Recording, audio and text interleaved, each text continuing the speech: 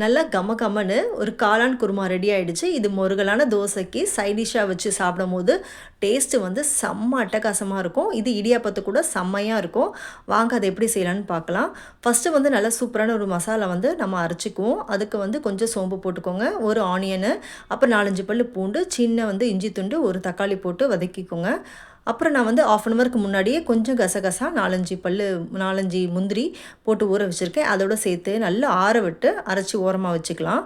அப்புறம் பேனில் கொஞ்சமாக எண்ணெய் விட்டு பட்டை, லவங்கம், சோம்பு, கொஞ்சமாக கசகசா, ஒரு ஏலக்காய் ஒன்று போட்டுக்கோங்க. போட்டுட்டு ஒரு பெரிய சைஸ் வெங்காயத்தை நல்லா பொடியாக கட் பண்ணி சேர்த்துக்கலாம்.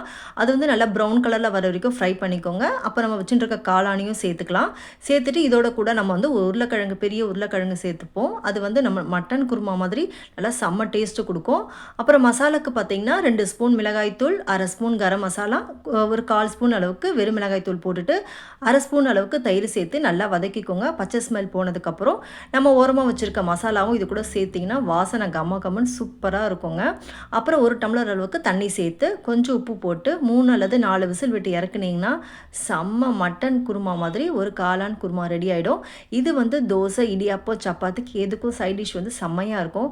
ஸோ லைக் பண்ணுங்கள், ஷேர் பண்ணுங்கள். நம்ம சேனல் பிடிச்சிருந்தா சப்ஸ்கிரைப் பண்ணுங்கள் ஃப்ரெண்ட்ஸ். தேங்க்யூ.